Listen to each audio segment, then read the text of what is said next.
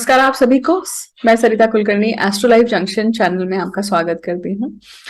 नवंबर month के transit के बारे में हम बात करने जा रहे हैं कि नवंबर मंथ हर जन्म राशि या फिर लग्न राशि के लिए किस प्रकार रहेगा। पिछला महीना त्योहारों का था। आप सभी की दिवाली बहुत अच्छी रही होगी, शुभ रही होगी। ग्रहण का सबको ही कुछ ना कुछ इफेक्ट, एक स्ट्रॉन्ग इफेक्ट मिला होगा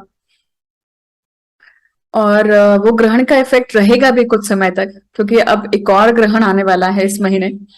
तो उस उन दोनों ही ग्रहों का हमारे ऊपर एक मानसिक तौर पर, और अगर मानसिक तौर पर नहीं है तो फिर शारीरिक तौर पर भी असर रहेगा ही रहेगा। ग्रहण का असर तब होता है जब व्यक्ति की वो राशि होती है या उस राशि में बहुत सारे ग्रह होते हैं पत्रिका में। अब तुला राशि और मेष राशि की हम बात कर रहे हैं यहाँ पे। इसका अर्थ है कि जिन भी लोगों की मेष, तुला ये राशि जन्म राशि है, लग्न राशि है, सूर्य राशि है, तो डेफिनेटली उनके लिए दिक्कत वाली बात होगी ही होगी। कुछ ना कुछ उनको इवेंट्स मिले ही होंगे ही। प्लस अगर आप देखेंगे कि जिनकी मंगल की दशा, शुक्र की दशा, राहु की दशा, केतु की दशा, चंद्र सूर्य की दशा, अंतर्दशा प्रत्यंतर दशा, इन सब की बात कर रही हूं मैं। खास करके इन दोनों राशियों के स्वामी जो हैं मंगल और शुक्र और राहु केतु, इनकी दशाओं का अगर आपका ये चल रहा है, समय चल रहा है, तो भी आपको इसका बहुत इफेक्ट मिलेगा। तीसरी लेवल होती है कि जब आप इनके नक्षत्रों की बात करते हैं, मतलब अगर हम मंगल और शुक्र के नक्षत्रों की बात करें तो मंगल के नक्षत्र मतलब मृगशीरा, चित्रा और धनिष्ठा। उसी प्रकार से शुक्र के नक्षत्रों की अगर बात करें तो भरणी, पूर्व फाल्गुनी और पूर्व आषाढ़ा। तो इन 6 नक्षत्रों में भी अगर आपके ग्रह हैं या आपके जो आत्मकारक, अमात्य कारक, दर कारक, तो ये भी ग्रह अगर आपके इन नक्षत्रों में हैं तो भी आपके लिए काफी इम्पैक्टफुल रहा होगा और चल रहा होगा एक्चुअली, क्योंकि आने वाले ग्रहण का भी ये जो टाइम पीरियड है इसका भी इस तरह से इम्पैक्ट रहेगा ही रहेगा। अब बात करते हैं कि नवंबर मंथ, नवंबर महीना जो है उसमें ग्रह गोचर क्या है। सबसे पहले वो जान लेते हैं कि देखिए, शनि, गुरु, राहु, केतु ये जो ग्रह हैं ये जनरली बहुत टाइम लेते हैं किसी भी ग्रह को मतलब किसी भी राशि में प्रवेश करने के लिए, क्योंकि गुरु जो है वो लगभग 13 महीने लेते हैं, शनि जो है वो लगभग 2.5 साल चलते हैं, उसमें वक्री भी होते हैं हर साल, और राहु केतु 18 महीने लेते हैं। देखिए बाकी सभी ग्रह जो है वो 1 महीना, 1.5 महीना, इससे ज्यादा का समय नहीं लेते हैं। इसलिए वो जो छोटे ग्रह होते हैं या जिनकी मोशन स्पीड कम होती है, उनकी इम्पैक्ट जो है ना वो हमें रेगुलर लाइफ में ज्यादा मिलते हैं। कोई भी चीज जब परमानेंसी के लिए हम देखते हैं या कोई भी चीज का एक लॉन्ग इम्पैक्ट देखते हैं तो इन ग्रहों के गोचर को देखना चाहिए। और जब आप डे टू डे या वीकली आप कोई चेंज देख रहे हैं, ये बदलाव देख रहे हैं, तो ये आपको ग्रह ज्यादा इम्पैक्टफुल दिखाई देंगे। अब बशर्ते हैं कि वो सभी ग्रह आपके पत्रिका में कहाँ बैठे हुए हैं और क्या कर रहे हैं या किस भाव के स्वामी हैं। अब अब हम बात करेंगे कि नवंबर में जो ग्रह गोचर है तो कौन कौन राशि परिवर्तन कर रहा है। देखिए, तो सबसे पहले जो राशि परिवर्तन कर रहे हैं वो है शुक्र। शुक्र अभी फिलहाल कहाँ चल रहे हैं? तुला राशि में चल रहे हैं, स्वराशि के चल रहे हैं। साथ ही में आप देख रहे हैं कि अभी सूर्य भी चल रहे हैं, मतलब सूर्य का भी राशि परिवर्तन होगा। सूर्य तुला में नीच के होते हैं, परंतु उनका नीचत्व कम हुआ है क्योंकि उस राशि का ही स्वामी वहां पे बैठा हुआ है। इसलिए तो ये कब तक राशि परिवर्तन करने वाले हैं शुक्र? 11 नवंबर को। 11 नवंबर तक ये तुला राशि में है। 11 नवंबर के बाद ये वृश्चिक राशि का फल आपको देंगे। अब इसके बाद नंबर आता है बुध और मंगल का। बुध आप देखेंगे कि अभी फिलहाल चल रहे हैं वृश्चिक राशि में, और बुध आप देखेंगे कि बुध जो है अभी फिलहाल चल रहे हैं तुला राशि में। तुला राशि में काफी भीड़ जमा है अभी फिलहाल, और तुला राशि में बुध निकलकर कब जाएंगे स्कॉर्पियो में? वो है 13 नवंबर को। बुध के बाद में आता है मंगल मंगल जो है ये अभी फिलहाल चल रहे हैं मेष राशि में, अपनी स्वराशि में चल रहे हैं। अब देखिए मंगल जो है, मंगल अभी फिलहाल वक्र स्थिति में है और मिथुन राशि में थे, राइट, मिथुन राशि में चल रहे थे। अब वो मिथुन राशि में वक्र स्थिति से निकलकर पीछे मुड़ रहे हैं और वो वृषभ राशि में आ रहे हैं। तो वृषभ राशि में कब आ रहे हैं? वो आ रहे हैं 13 नवंबर को। आप देखेंगे कि मंगल की जो स्थिति है ना, वो अगले मई तक लगभग यही ऑसिलेशन होने वाला है। वृषभ से मिथुन, मिथुन से वृषभ, ये एक कड़ी चलने वाली है। ये बहुत इम्पैक्टफुल है कुछ कुछ लग्नों के लिए, क्योंकि जो लोग खास करके अपनी ऊर्जाओं को केंद्रित नहीं कर पाते हैं, तो ये ऊर्जा उनको काफी कुछ अच्छा हेल्प करेगी अपने फोकस को मेंटेन करने के लिए। खास करके कर्क लग्न की बात कर रही हूं मैं, क्योंकि आप देखेंगे कि कर्क लग्न हो या फिर आप देखेंगे कि जिनके भी तीसरे भाव को ये मंगल देख रहे हैं, उनके लिए भी तो यहाँ पे आपका पराक्रम बढ़ रहा है और पराक्रम आपका निश्चित हो रहा है, एग्जीक्यूशन में आ रहा है, इसलिए इसलिए भी आपको इम्पैक्टफुल है। अब इनके बाद में नंबर आता है सूर्य का। सूर्य जो है अभी फिलहाल चल रहे हैं तुला राशि में, जहां पे वो नीचत्व को प्राप्त हो चुके हैं। नीचत्व को प्राप्त होने के कारण कहीं ना कहीं आप सभी की तबीयत में कुछ ना कुछ दिक्कत आई होगी, आपकी इम्यूनिटी में कुछ ना कुछ दिक्कत आई होगी, रिलेशनशिप में कुछ ना कुछ प्रॉब्लम आए होंगे। सूर्य जब नीच के होते हैं तो वो आईना दिखा देते हैं। सूर्य जब नीच के होते हैं तो वो जो भी रिलेशनशिप में जो लूप होल्स है ना, वो ओपन कर देते हैं। मतलब कोई आप अपनी रिलेशनशिप में अगर आपको रिलेशनशिप फेक कर रहे हैं, या फिर आपका जो तरीका है या कंडक्ट है आपका जो, या बिहेवियर है, वो आपने एक रोल प्ले जैसा रखा हुआ है, तो ये वो समय है कि आपका भांडा फूटेगा। ये शब्द शायद गलत होगा, माफ करेगा उसके लिए, परंतु मेरे कहने का अर्थ यह है कि रियलिटी चेक होगा यहाँ पर। लूप होल्स बाहर आएंगे, लूप होल्स बाहर आने के कारण एग्जैक्टली समझ में आएगा, पिन पॉइंटिंग होगी कि दिक्कत है कहाँ, और उसके ऊपर काम करना है कि नहीं करना है वो अलग बात है। मंगल है अभी फिलहाल मिथुन राशि में, क्योंकि काल पुरुष कुंडली में मिथुन राशि तीसरे भाव में आती है, देखिए, तो वो आपका पराक्रम का और एफर्ट्स का भाव है, पहला काम त्रिकोण है। तो आप सभी में कहीं ना कहीं किसी न किसी लाइफ के एस्पेक्ट में आप कुछ ना कुछ जोर लगा ही रहे हैं। साथ ही साथ आप देखेंगे कि शनि जो है वो अभी मार्गी हुए ही हैं पिछले महीने, मतलब अक्टूबर में, और अब गुरु जो है वो मार्गी होने वाले हैं 24 नवंबर को। तो मतलब नवंबर में जो ग्रह गोचर है, तो यहाँ पे सिर्फ एक बड़ा गोचर जो होने वाला है वो है गुरु का मार्गस्थ होना। गुरु मार्गस्थ अपनी ही राशि में होने वाले हैं, मतलब मीन राशि में ही जो वक्री हुए थे, अब वहीं से वो पलटकर आगे बढ़ना शुरू करेंगे। और नेक्स्ट जो उनका राशि प्रवेश होगा वो होगा मेष राशि का, जो कि अगले साल है। तो इस प्रकार से नवंबर के ग्रह गोचर रहेंगे। अब हम देखेंगे कि हर पर्टिकुलर राशि के लिए ये किस प्रकार से फलीभूत होने वाले हैं। तो मेष से लेकर मीन तक के राशियों के बारे में हम अब चर्चा करेंगे और जानेंगे कि ये जो गोचर है हर लग्न के लिए भी किस प्रकार से प्रभावित रहेगा। आप सभी लोग बड़े कंफ्यूज होते हैं, भगवान जाने क्यों कंफ्यूज होते हैं। मैं हर बार बोलती हूँ कि लग्न राशि जो है वो आपके शारीरिक इम्पैक्ट को बताती है, या जो भी ग्रह है, ग्रह का गोचर हो रहा है, उसका इम्पैक्ट आपके शरीर के ऊपर किस तरह से रहेगा। चंद्र राशि जो है, जहां पे चंद्र स्थित होता है, वो आपके मानसिक स्तर को दर्शाती है कि आपके ऊपर मानसिक तौर पर किस प्रकार से ग्रहों का एक इन्फ्लुएंस रहेगा।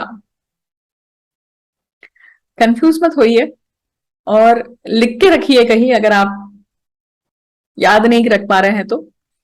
और जो भी आपकी जन्म राशि है, जो भी आपकी लग्न राशि है, इवन सूर्य राशि है, उन तीनों राशियों को देखिए जो मैं अब गोचर बताने जा रही हूं, और उन दोनों का मिला जुला रूप, इन टोटालिटी वो कैसे आपको इम्पैक्ट करने वाले हैं, उसके बाद उसका एक निष्कर्ष निकालकर लिख के रखिए कि हाँ, ये महीना शायद मुझे ये अनुभव दे सकते हैं।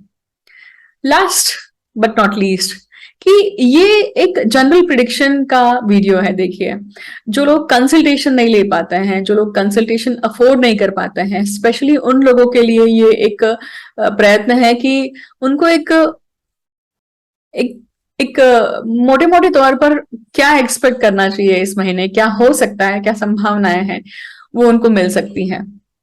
बाकी जब आप अपनी अपनी पत्रिका का विवेचन करवाते हैं तो वो आपका कस्टमाइज, आपका पर्सनल विवेचन है, जहां पर आप अपने पत्रिका के अनुसार, क्योंकि हर पत्रिका यूनिक होती है और उसका एक एक ढलन होती है। देखिए, एक स्केलेटन होता है। आपकी पत्रिका में कौन से, आपकी अभी ग्रह दशा क्या चल रही है, आपका अष्टक पर क्या कहता है, या आपके ग्रह गोचर आपके जन्मस्थ गोचर पे किस प्रकार से परिणाम करते हैं या कनेक्शन बनाते हैं, ये एक वैयक्तिक बात है। देखिए, एक वैयक्तिक बात है। मतलब तो ये वैयक्तिक रूप से जब आप देखते हैं, विवेचन करवाते हैं, तो ज्यादा इम्पैक्टफुल, ज्यादा एक्यूरेट रिजल्ट मिलते हैं। हालांकि आप सभी ने मुझे बहुत प्रोत्साहन दिया है, क्योंकि आपको प्रिडिक्शंस काफी फलीभूत होते हुए दिखे हैं। तो मैं वापस से अनुरोध करूंगी कि नवंबर महीने में भी जो आपको अनुभव आते हैं, तो वीडियो के कमेंट सेक्शन में आके जरूर साझा कीजिएगा। और हम बढ़ते हैं आगे और बात करते हैं सबसे पहले लग्न की या पहले राशि की, वो है मेष राशि। अब मेष राशि की हम बात कर रहे हैं तो आप देखेंगे कि मेष में ही अभी फिलहाल राहु चल रहे हैं। राहु और केतु की स्थिति बनी हुई है यहाँ पर। लगभग 11 नवंबर तक यही स्थिति रहने वाली है। चंद्र यहाँ पे जो है वो राशि परिवर्तन करते रहते हैं हर 1.25 दिन में। तो चंद्र की बात हम यहाँ पे नहीं करेंगे। क्यों? क्योंकि चंद्र आपको मूड फ्लक्चुएशन देने ही वाले हैं। अमावस्या और पूर्णिमा होने ही वाली है, तो कहीं एक भी दिन एक जैसे नहीं रहेगा। अब लग्नेश मंगल जो है, आप देखेंगे तीसरे भाव में है, which is very good position for execution of anything, execution of exercise कहिए, या आपके आलस्य को छोड़कर कोई चीज को इनिशिएटिव लेने की बात करिए, या फिर अपने ऊपर काम करने की बात करिए।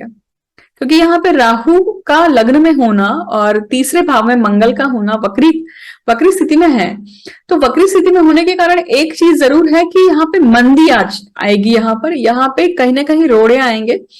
जो अभी तक मंगल वक्री स्थिति में नहीं थे, तब तक आप फ्री फ्लो में काम कर रहे थे, परंतु अब जो है वो कहीं ना कहीं ऑब्स्टेकल्स आएंगे। ऐसा नहीं कि मंगल की ऊर्जा कम है, यहाँ पे मंगल काम नहीं करेंगे, ऐसा नहीं है। परंतु यहाँ पे आप जो भी प्रयत्न कर रहे हैं उसके सामने आपको कुछ ना कुछ प्रटस मिलेगा। You have to face that. अब आप देख रहे हैं कि यहाँ पे लग्नेश मंगल की हम बात कर चुके हैं। दूसरे भाव की बात करें तो कहीं ना कहीं शुक्र जो है वो फिलहाल सप्तम भाव में बैठे हुए हैं। शुक्र कौन है पत्रिका में? शुक्र और ये आपके द्वितीय कुटुंब भाव के सप्तम भाव के, मतलब कुटुंब और पार्टनर के आपके स्वामी हैं, और वो अभी खुद पार्टनर के मतलब सप्तम भाव में ही बैठे हुए हैं। परंतु सप्तम भाव में काफी भीड़ है, देखिए, और ये ग्रहण भी होकर गया है, तो ये काफी कुछ इम्पैक्टफुल रहा है आपके लिए, आपके रिलेशनशिप्स में, रिलेशनशिप के इश्यूज को लेकर भी। या तो वो इश्यूज जो है वो बढ़े हैं, चाहे वो बिजनेस की बात हो या फिर आपके पर्सनल रिलेशनशिप की बात हो लोगों के साथ में। सूर्य नीच के होने के कारण कहीं ना कहीं आपको रियलिटी दिखी है, लूप होल्स दिखी है कि किस कारण चीजें नहीं बन पा रही हैं, क्या कारण है कि रिलेशनशिप नहीं निभ पा रहा है। अगर हम बुध की बात करें, तीसरे भाव की छठवें भाव की बात करें, तो वो भी खुद कहाँ है? अभी पेंडिंग कर्मा का स्वामी सप्तम भाव में है। इसका अर्थ है कि आपका अभी पेंडिंग कर्मा चल रहा है। आप किसके तरफ? बिजनेस की तरफ, आपके पत्नी की तरफ या फिर पति की तरफ। तो आपको प्रयत्न करने हैं। चतुर्थ भाव कर्क राशि का है। कर्क राशि का स्वामी चंद्रमा है, और चंद्रमा जो है वो हमेशा अमावस्या पूर्णिमा के समान, मतलब तिथि के अनुसार घटते और बढ़ते रहते हैं। इसलिए जब अमावस्या रहती है तो व्यक्ति का जो मूड है काफी डल हो सकता है। देखिए, ये पूरी स्थिति बनती इसके ऊपर बेस्ड है कि आपका चंद्रमा, मूलतः चंद्रमा कहाँ पे है। मेष लग्न की बात कर रही हूं मैं यहाँ पर। अगर आपके मेष का चंद्रमा है तो भी ये चीज आपके ऊपर काम करेगी। तो अमावस्या और पूर्णिमा के समान यहाँ पे फल मिलेगा। मतलब कुछ दिन अच्छे हैं तो कुछ दिन खराब हैं मानसिक तौर पर। अगर हम सूर्य की बात करें, मतलब पंचम भाव की बात करें, तो पंचमेश अभी नीच के हैं। तो जो जातक जो जातक संतति के लिए प्रयत्न कर रहे हैं, या फिर जो जातक अभी नई शिक्षा प्राप्त करने के लिए प्रयत्न कर रहे हैं, आप अभी मत करिए कोशिश। जब तक सूर्य जो है वो इस राशि से निकलकर आगे नहीं बढ़ते हैं, तब तक आप सिर्फ प्लानिंग करिए। आप सिर्फ रियलिटी चेक करिए कि आप जो कोर्स करना चाह रहे हैं, या आप संतति के विषय में करना चाह रहे हैं, विषय में आगे बढ़ना चाह रहे हैं, do you really want it? क्या आप सच में जाना चाहते हैं? Are you able to handle it? Would you be able to play the responsibility? ये सारे क्वेश्चन अपने आप से पूछिए, अंतर मंथन करिए और फिर डिसीजन लीजिए। छठवें और सप्तम भाव की हम बात कर चुके हैं। अब बात करेंगे कौन सी? अब बात करेंगे वृश्चिक राशि की। वृश्चिक राशि अष्टम भाव, लग्नेश और अष्टमेश मंगल जो है वो कहाँ पे है? अभी फिलहाल पराक्रम में है। आपके लिए, मेष लग्न के जातकों के लिए ये जो महीना है या फिर ये जो टाइम पीरियड चल रहा है ना, वो इतना ज्यादा इंपॉर्टेंट है अष्टम भाव को लेकर। मतलब आपकी अपनी साधना जितनी आप बढ़ाएंगे, उतना आपको फल अच्छा मिलने वाला है, उतना आपका केओस बाहर कम होने वाला है, उतनी आपकी एनर्जी जो लीक हो रही है ना अलग अलग गलत दिशाओं में, वो लीकिंग कम होगी। वही अगर आप भाग्य भाव की बात करते हैं तो भाग्य का स्वामी व्यय भाव में बैठा हुआ है। भाग्य का स्वामी व्यय भाव में बैठा हुआ है। इसका अर्थ है कि भाग्येश जो है ये आपको व्यय एक तो आप व्यय के से संबंधित जो भी बातें हैं, काम है, वो जब तक आप पूरा नहीं करते हैं तब तक आपका भाग्य नहीं खुलेगा। हाँ, ये अब ये कौन सी चीजें हो सकती हैं? तो देखिए, बहुत सारे लोग जो हैं, या यहाँ पे द्विमत भी है कि 12वें भाव को शय्या सुख कहा गया है, परंतु वहां से आप सिर्फ वहां पे आपका एक मानसिक घड़न देखते हैं कि ये करने की इच्छा या स्वेच्छा होना, परंतु उसका एग्जीक्यूशन 5th हाउस से आता है, क्योंकि संतति का भाव है। संतति की उत्पत्ति पंचम भाव से होती है। तो संतति की उत्पत्ति का जो भाव है अभी वो क्या है? वो भावेश जो है अभी वो नीच के हैं। इसका अर्थ है कि अभी वेटिंग पीरियड है। यहाँ पे आपको पूरी तरह से रिजल्ट नहीं आएंगे, खर्चा होगा, हॉस्पिटलाइजेशन बढ़ेगा, या आप बाहर जाने की तैयारी कर रहे हैं, या फिर आप बाहर हैं तो बाहर से इंडिया में आने की तैयारी कर रहे हैं, तो ये अंतर मंथन चल रहा है, वीजा के इश्यूज, ये सारी चीजें चल रही हैं। कुछ समय रुकिए, क्योंकि 24 नवंबर को गुरु भी मार्गी होने वाले हैं, मार्गस्थ स्थिति में आते हैं, तो ये सारी चीजें चल पड़ेंगी। भाग्य खुलना धीरे धीरे शुरू होगा। दशम भाव का स्वामी दशम भाव में ही बैठा हुआ है। अभी तक वक्री स्थिति में थे, अब वक्री स्थिति से निकलकर मार्गी हो गए हैं, लाभेश भी मार्गी हो गए हैं। इसका अर्थ है कि अब धीरे धीरे काम बनना शुरू होगा। अब धीरे धीरे जो मंद गति चल रही थी, वो मंद गति छूट कर एक टेम्पो पकड़ेगी। तो जो चीजें आप इस पूरे वक्रस्थ टाइम पीरियड में कंप्लीशन में डाल रहे थे, मतलब जो इनकम्प्लीट कर्मास थे वो आप कर रहे थे, अब वो रिजल्ट देना शुरू करेंगे। तो रिजल्ट आपको आने वाले समय में मिलेगा। देखिए, इस प्रकार से जो पूरा मेष लग्न या फिर मेष राशि के लिए जो गोचर है, ये एक तरह से एक तैयारी दिखाता है, और कहीं कहीं किसी किसी चीज में आपको अंतर मंथन करने के लिए बताता है, क्योंकि सप्तम भाव अभी बहुत ज्यादा क्या है, बॉक्ड अप है या फिर हेवीली लोडेड है। तो जैसे जैसे सप्तम भाव रिलीज होता है, कोई भी भाव में जब बहुत सारे ग्रह आ जाते हैं तो पलड़ा वहां का ज्यादा भारी हो जाता है, वहां पे एनर्जी का कंट्रोल बहुत ज्यादा हेवी हो जाता है। और मेष लग्न के लिए अभी जो पलड़ा है वो आपके एग्जैक्टली रिलेशनशिप को लेकर हो रहा है, या फिर आपके बिजनेस को लेकर हो रहा है। तो ये महीना, ये टाइम पीरियड पिछला काफी कुछ हेवी गुजरा होगा, but keep patience and keep trying. This is a temporary effect. It is going to get reverse. Okay, I wish you all the best for this month. आपके अनुभव जो भी आता है वीडियो के कमेंट सेक्शन में जरूर शेयर कीजिएगा. Thank you for listening me patiently.